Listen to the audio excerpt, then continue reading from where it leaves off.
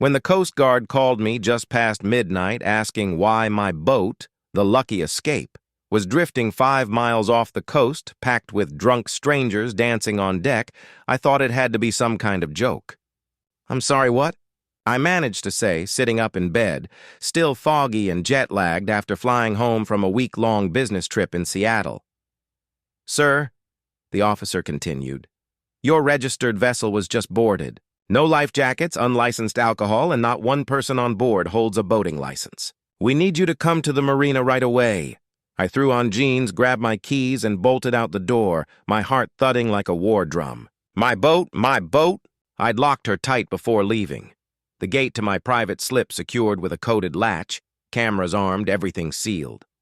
Nobody should have been anywhere near it. When I arrived, red and blue lights flashed against the dark water, painting the white hull of the Lucky Escape in streaks of chaos. Officers were still questioning a crowd of partygoers, women in sequined dresses, men in polo shirts holding empty champagne flutes, none of whom I recognized, and then I saw her, standing stiffly on the dock with her arms crossed, chin raised like a monarch surveying her kingdom, Olivia Cartwright. HOA President of the Windward Palms Residential Association. Mid-50s, platinum blonde bob, the permanent frown of someone allergic to joy, and the self-appointed ruler of our waterfront community. I walked up to the officers, adrenaline burning. "That's my boat," I said. "Frederick Taylor." "I didn't authorize any of this." One of the Coast Guard officers lifted an eyebrow. "You know her?" he asked, gesturing toward Olivia, who was now pretending to study the sky. "She's the head of our HOA," I said flatly. "What's going on here?" He sighed, flipping through his clipboard. "They said they had permission, that the HOA oversees the dock properties and could approve recreational use for community functions." I stared at him, stunned. "That's completely false." Olivia finally approached, arms folded, her face pinched into that familiar expression of smug righteousness. "Frederick," she said, her tone soaked in fake sympathy. "We had to hold the Windward Summer Gala somewhere with the clubhouse renovations behind schedule. Your boat was the most suitable option. You weren't using it." My jaw clenched. "You broke into it." She waved a manicured hand dismissively. "Technically, the HOA retains access rights to all shared dock facilities." I couldn't help but laugh. "That dock isn't shared. It's deeded exclusively to my property. You know that," her composure cracked. "Well, maybe that's something the association should reconsider," she snapped. "In the meantime, you're being unreasonable." "Unreasonable." I took a step closer.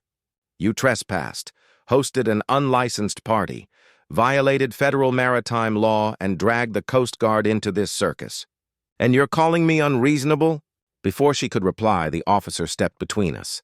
"Ma'am," he said sternly, "you're not helping your case." For the first time since I'd known her, Olivia's face lost color. Her mask of superiority slipped. One of the Coast Guard officers approached the lead investigator and whispered something, handing him a small tablet. The man looked at the screen, then turned toward me. "Mr. Taylor," he said, "we'll need your official statement. If you want to press charges for unauthorized use of your vessel, now's the time." I looked at Olivia. Her jaw was clenched tight, her eyes darting around, searching for a way out that didn't exist. "Oh, I'm pressing charges," I said quietly. "And that's just the beginning. By sunrise, I had already contacted a maritime lawyer, filed a formal report for grand theft, and turned over footage from the motion-activated dock camera I'd installed months earlier. The video was damning. It showed Olivia unlocking the gate using a master key she was never authorized to have, ushering in a catering crew, and gesturing grandly toward the Lucky Escape as if she were the owner. Later in the footage, she was seen handing small envelopes to 2 guests, one of them being Douglas Wright, the HOA treasurer. This wasn't just trespassing. It was coordination. It was conspiracy. That afternoon, Detective Mara Klein from the county's Property Crimes Division called me in. Her tone was measured, her expression unreadable, the kind of calm that comes from dealing with too many entitled HOA presidents over the years. "Mr. Taylor," she began, flipping open her notebook, "we verified your property deed. That dock is solely yours. The HOA has no jurisdiction over it or your vessel. Based on the video evidence and the Coast Guard report, we're preparing to file charges for unlawful entry, unauthorized use of private property, and potential insurance fraud. Insurance fraud? I repeated, frowning. Detective Klein nodded, tapping her pen. You mentioned your onboard security system. And in that moment, I realized Olivia's night of arrogance had only just started to unravel. Because when you steal from a man who records everything, you don't just break the law, you document your own downfall. Detective Klein glanced up from her notepad. Did your system alert you about any unauthorized access? I shook my head. No, it's linked to my home Wi-Fi, but I disabled notifications while traveling to avoid roaming charges. Why? She leaned forward, expression tightening. Because someone manually shut it off from inside the cabin. The main control module was powered down. That doesn't happen by accident. And if your boat took damage during their little party, it did, I interrupted quietly. The galley cabinet's torn out, there's wine spilled into the upholstery, and the helm screen is cracked. She nodded grimly. Then whoever organized this is liable for the full cost of repairs. And if anyone tries to push an insurance claim without disclosing the unauthorized use, that becomes a case of insurance fraud. I exhaled, forcing my pulse to steady. So what happens next? We're issuing a warrant for the HOA office, she replied. From what we've seen, this wasn't some spontaneous event. It was planned, coordinated, and more than one person was involved. By the time I left the station, the story had already begun to ripple through the neighborhood like gasoline on water. People stared longer than usual as I drove past. The kind of attention that means gossip has already outrun the facts. As I pulled into my driveway, my neighbor Linda, who lived 3 doors down and usually kept to herself, waved me over nervously. I'm sorry to bother you, she said, glancing up the street. But I think you should know something. Her voice dropped lower. Last week I overheard Olivia talking to Douglas near the mailboxes. She mentioned using your boat for a community event, said no one would care if it was just for one night. I thought she was joking at the time. I studied her face. Would you be willing to repeat that to investigators? Linda hesitated, biting her lip. Then she nodded. If it helps you, yes, I can. It helps more than you know, I said, handing her Detective Klein's card. As we spoke, a white Nissan SUV crept slowly past my driveway, the HOA logo shining faintly under the streetlight. The driver was Janice, Olivia's right-hand enforcer, the same woman who once fined me for improper flag etiquette because a gust of wind had tilted my American flag 5 degrees off-center. She looked right at me through the windshield, expression flat, eyes cold. Then she drove off without a word, a cheap intimidation tactic, and a clear sign they were rattled. That night, I sat in my study surrounded by binders, highlighters, and printed copies of every HOA document I could find. Until now, I'd never cared to read the fine print. I paid my dues, kept my yard trimmed, and avoided the politics. But as I went line by line through the association bylaws, I started realizing how much power hides in the small print, and then I saw it. Appendix D, Section 9. No member of the board shall utilize privately owned property for community purposes without explicit written consent from said owner, regardless of proximity or perceived shared benefit. Violation of this clause shall result in immediate suspension from office pending a majority vote by quorum. It was all right there, in their own rulebook. Ironclad, undeniable, and signed by Olivia herself years ago. I wasn't just going to press charges. I was going to take back control.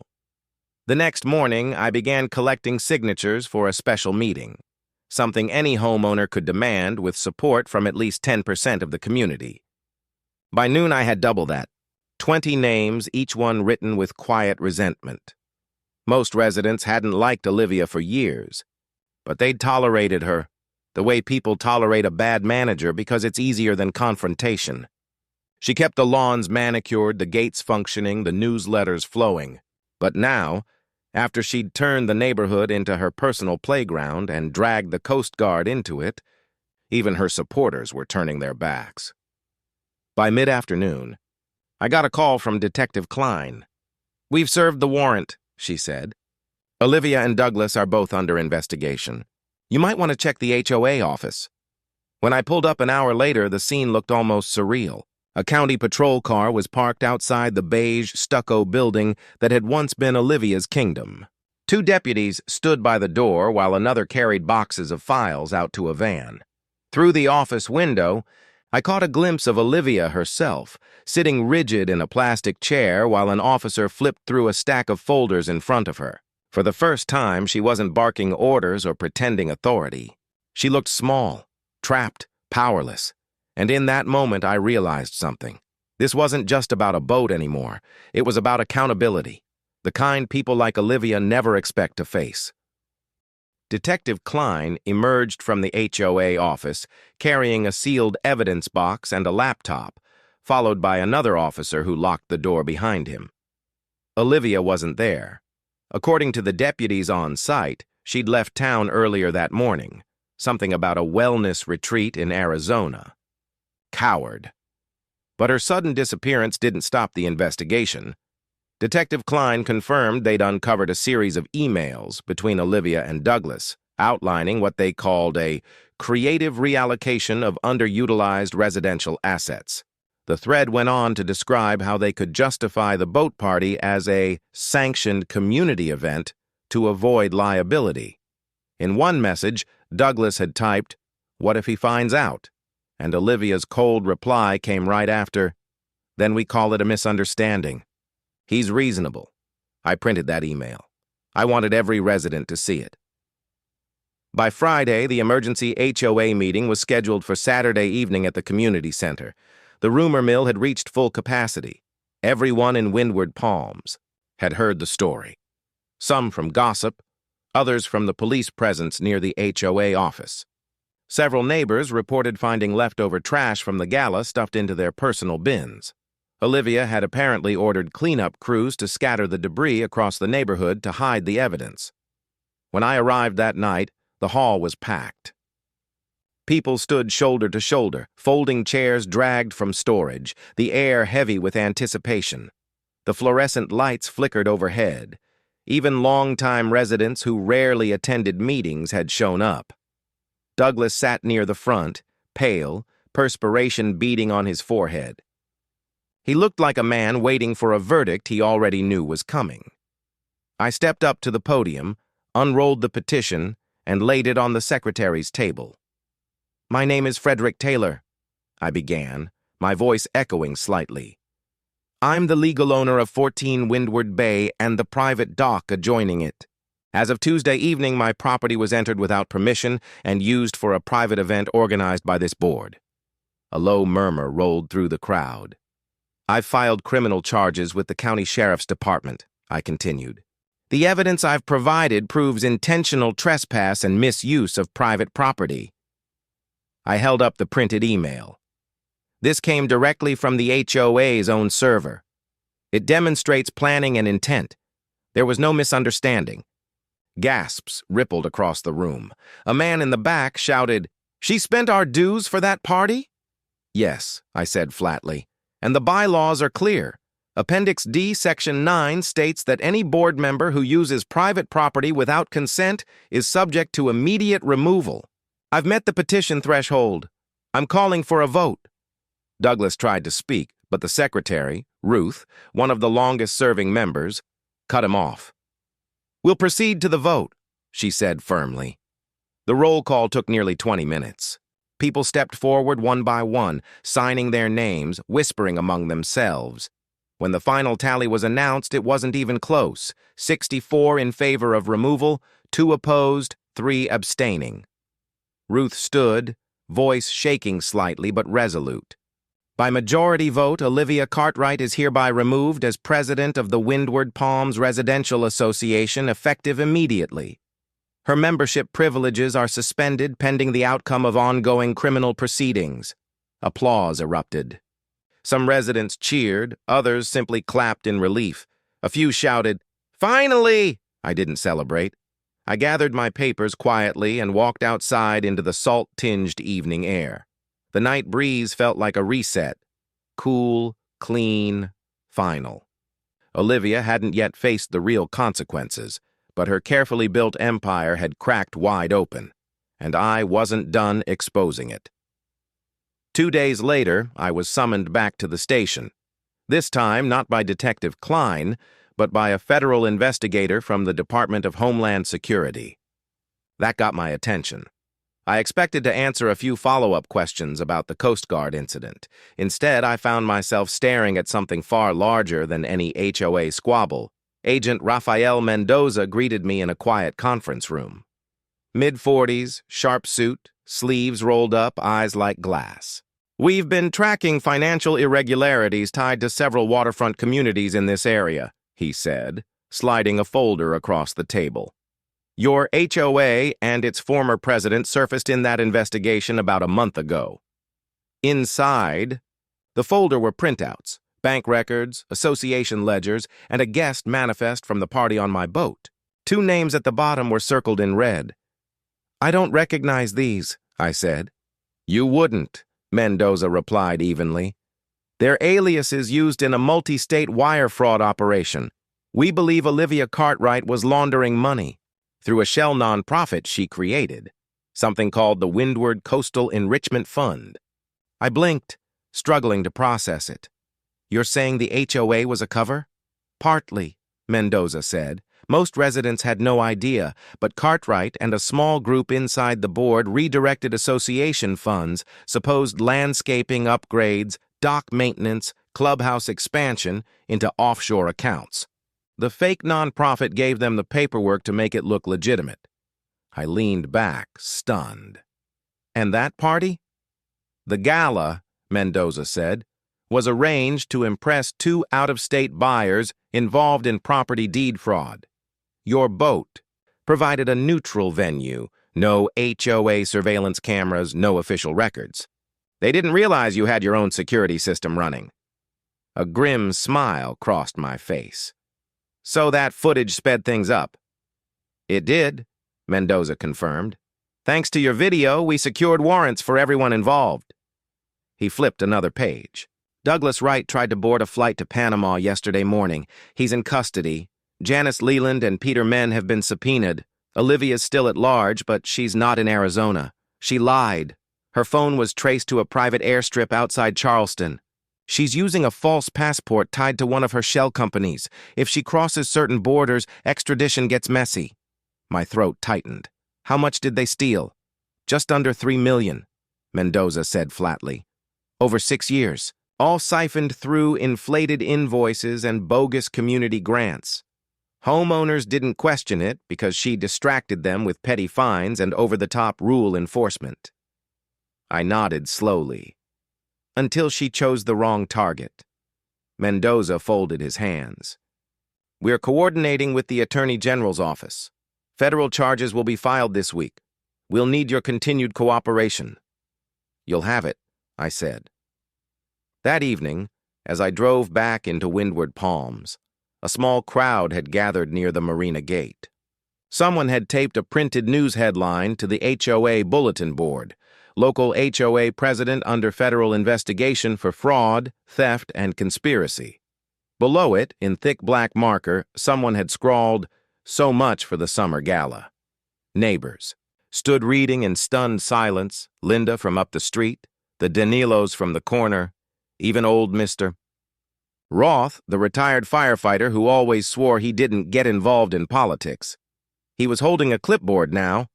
"We're putting together a transitional committee," he told me, "until the state appoints a new administrator. Thought you might join?" I sighed. "I've already got a mountain of paperwork." "This isn't paperwork," he said quietly. "It's taking back our neighborhood. You started that." I looked around. These weren't just neighbors anymore. They were people who had finally woken up to what had been happening behind the HOA's polished facade. "All right," I said, "but I'm not handling landscaping." That earned a few laughs, the first genuine laughter the neighborhood had heard in weeks. 2 mornings later, I was called to testify before a federal grand jury. The hearing took place in a windowless room at the courthouse, fluorescent lights humming overhead. The prosecuting attorney, Marissa Duval, questioned me about everything: the party, the dock, the association finances, the mysterious nonprofit. "Mr. Taylor," she asked, "did you ever receive correspondence from the Windward Coastal Enrichment Fund regarding donations or board activity?" "No," I said firmly. "I hadn't even heard of it until this investigation." "And you never authorized any use of your property or vessel for HOA events?" "Never."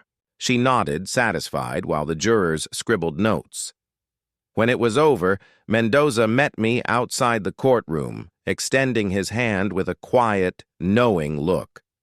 The fight that began with a midnight phone call about a stolen boat had evolved into something far greater, a reckoning years in the making. "She's done," Mendoza said, sliding a folder across his desk. "And not just for theft. We're adding charges for falsifying government documentation and impersonating a federal program officer. Apparently, she forged letters to secure a state grant for a supposed coastal education initiative." I exhaled, disbelieving. "Let me guess," I said. "There are no programs." He gave a humorless smile. "None. Just a mock-up website with a few stock photos of kids holding fishing nets. That's it." I shook my head slowly. "Unbelievable." "Believe it," Mendoza replied.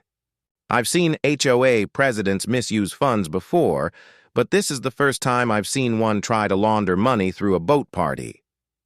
By the end of that week, the dominoes began to fall. Douglas Wright had agreed to cooperate.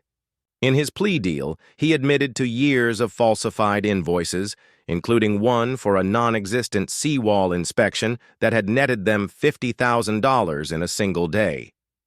In exchange for leniency, he handed over everything: Olivia's offshore contacts, her alias passport, and even the notary who'd helped her falsify documents. That broke the case wide open.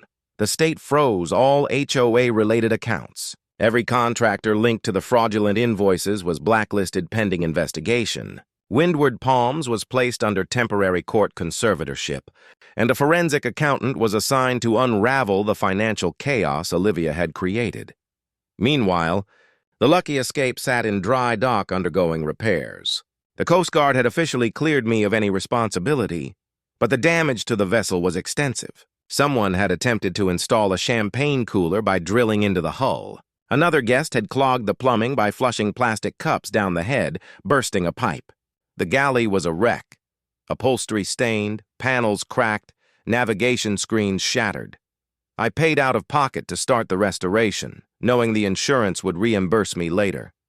But money wasn't the point anymore. It wasn't about compensation. It was about principle.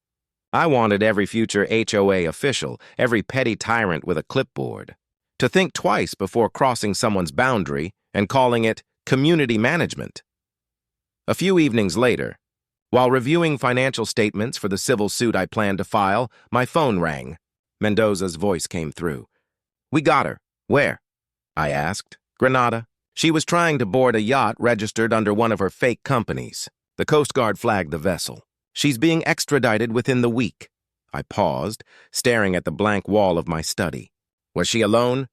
"No," he said. "Her notary was with her. So was a man believed to have forged the fraudulent property deeds." I thanked him quietly and hung up. The silence that followed felt heavy, final. The next HOA meeting was held under the new transitional committee. Gone were the lavish buffets, catered wine, and endless self-congratulations. Now it was folding chairs, notepads, and earnest discussion. When the floor opened, I stood near the end. "We've got rebuilding ahead," I said. "Not just the docks or finances, but trust, accountability, and basic decency. We let one person turn this neighborhood into their personal fiefdom because it was easier to stay quiet. That ends now." No one applauded. They just nodded. And that was better. Applause is easy. Commitment isn't.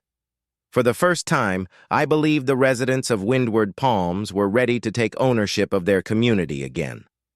A week later, I walked into the county courthouse carrying a folder marked WPR Association, Civil Action. The courtroom was small, paneled in dark wood, lit by the sterile buzz of fluorescent lights. At the front, Judge Harlan Whitford presided with the weary patience of a man who'd seen every brand of neighborhood nonsense the state could produce. Douglas sat at the defense table beside his lawyer. He looked gaunt, older, his suit too big, and his hands clasped tightly together. His eyes never met mine. The other two former board members, Janice and Peter, appeared by video link, their faces boxed into the corner of a mounted screen. Olivia's chair sat empty. Her extradition was delayed by diplomatic red tape. But the court ruled proceedings would continue without her. My attorney, Tanya Riley, a sharp former JAG officer with a voice that could cut glass, rose from her seat. "Your Honor," she began, "we intend to prove that the Windward Palms Residential Association, under the defendant's leadership, knowingly exploited private property, diverted homeowner funds, and violated fiduciary duties for personal gain. Furthermore, we will show that my client, Mr. Taylor, sustained both financial and reputational damages as a result." The judge didn't react. He simply jotted a note on his legal pad and nodded toward the first witness. The marina dock manager testified first, confirming that the HOA had no authorized access to my private slip or vessel. Then came the forensic accountant, a calm, meticulous man who methodically dismantled the defense's case with spreadsheets and transaction records. He traced inflated invoices, kickback payments disguised as community improvements, and multiple transfers routed through a Nevada LLC that didn't even have an office, let alone employees. But it wasn't until Linda took the stand that the tone of the room shifted. "They told us the clubhouse renovation had gone over budget," she said, her voice trembling slightly. "That we had to approve an emergency dues increase to cover construction delays." "But I never saw a single permit filed." Tanya leaned forward. "When you asked about the contractor, what were you told?" "That it was being handled internally," Linda said. "And what did that mean?" "It meant," Linda said, her voice firmer now, "that the contractor was Olivia's nephew." "He doesn't even live here. He runs a landscaping company in Utah." A murmur rippled through the courtroom. The judge tapped his gavel once to restore order. Next came Rachel, a former HOA administrative assistant barely out of college. She looked nervous but determined. "They made me draft fake meeting minutes," she said quietly. "Lists of decisions that were supposedly voted on." "I thought it was normal." "I didn't realize it was fraud. Did you ever see Olivia sign names that weren't hers?" Tanya asked. Rachel swallowed. "Yes, at least 4 times. When members didn't attend meetings, she'd sign for them. Said if they didn't show, they didn't deserve a say. By the time I took the stand, the mood in the room had shifted completely. Tanya guided me through the timeline, the Coast Guard call, the unauthorized party, the evidence, and the damage. "Mr. Taylor," she asked, "in your opinion, was this a misunderstanding or a deliberate act?" "Deliberate," I said firmly. "They waited until I was out of town, accessed a secure dock, disabled my security system, and used my boat to entertain people tied to a real estate fraud operation. That's not confusion. That's organized theft." The defense attorney, a graying man with a golf tan and too much cologne, rose for cross-examination. "Mr. Taylor, would you agree that the HOA regularly hosts community gatherings?" "Yes," I said. "And those gatherings sometimes occur in shared spaces, correct?" "My dock isn't one of them." He shuffled papers. "According to early maps, the deed overrides the map," I said. "The property line is verified by the county and the Coast Guard's registry." Judge Whitford leaned forward. "Counselor," he said dryly, "those property boundaries have been confirmed 3 times. Let's move on." The defense attorney slumped back into his chair. Tanya gave me a subtle nod as I stepped down from the witness stand. For the first time since this ordeal began, it felt like justice wasn't just a possibility, it was already in motion. The following morning, the courthouse was packed wall to wall. Reporters filled every row, cameras flashing as soon as the doors opened. Word of the HOA scandal had spread across the state, and Dockgate had officially become a trending headline on morning radio. The buzz was relentless. What had started as a neighborhood dispute was now a full-blown symbol of corruption in small-town governance. That day, the prosecution unveiled a final piece of evidence, one that no one in the room saw coming. A USB drive, retrieved from Olivia's seized laptop, had been forensically analyzed. On it were dozens of audio files, voice memos she had recorded over the years. Maybe she'd done it as insurance, maybe as self-documentation, or maybe she was just arrogant enough to think her empire was untouchable. When the first clip played through the courtroom speakers, the atmosphere changed instantly. Her voice filled the room, calm, clipped, and cold. "If anyone pushes back," Olivia said, "we'll say it was an authorized event. If he sues, we drag it out. Homeowners don't have the patience or money for drawn-out litigation. Eventually, he'll fold." A ripple of disbelief swept through the audience.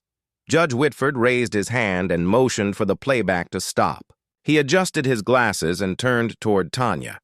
"Ms. Riley," he said evenly, "has this recording been authenticated?" "It has, Your Honor," Tanya replied. The metadata and file signatures matched the device seized during the warrant execution. "Then it's admitted into evidence," he said, leaning back heavily. That recording was the nail in the coffin. By week's end, what began as a civil action had escalated into a multi-count federal prosecution. Olivia's list of charges grew like wildfire: wire fraud, conspiracy, obstruction of justice, falsification of government documents, and violation of financial disclosure laws.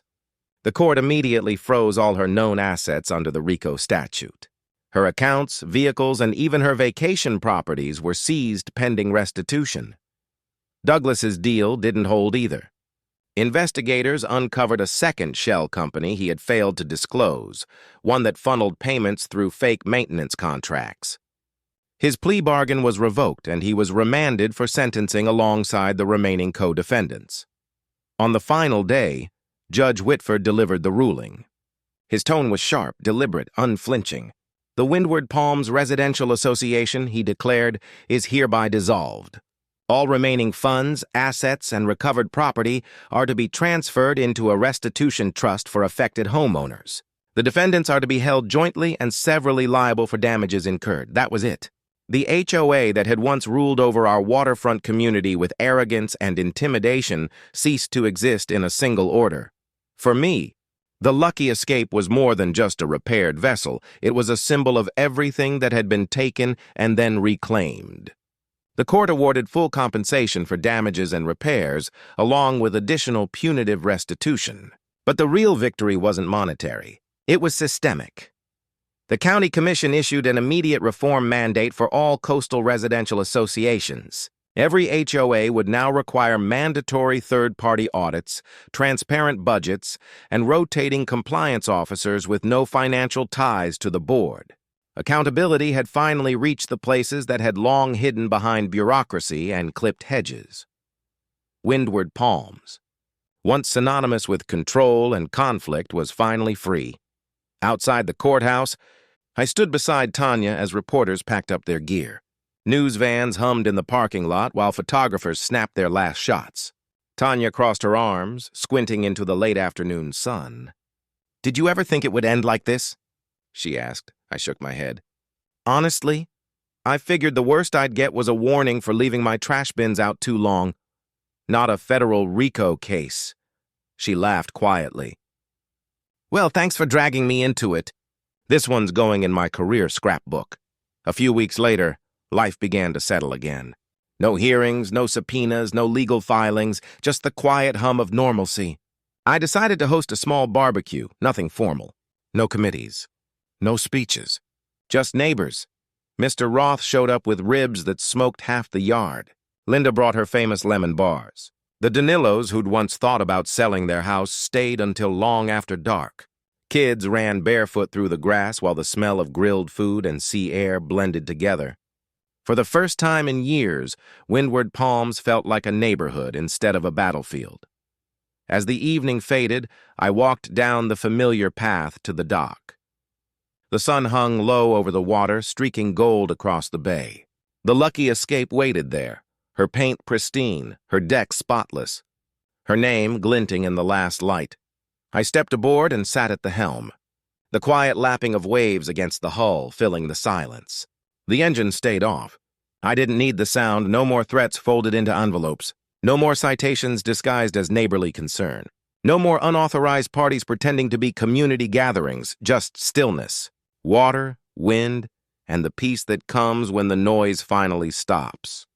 Justice had taken its time, but when it came all at once. If you enjoyed this wild ride through HOA chaos, don't forget to like, subscribe, and share, because here at HOA Story Files, we turn everyday neighborhood drama into stories you'll never forget. From power-hungry presidents to entitled neighbors and unbelievable comebacks, we've got plenty more tales where this one came from. New stories every day, packed with justice, karma, and just the right touch of HOA madness. So hit that subscribe button, join our community, and let's keep exposing the most outrageous HOA moments together.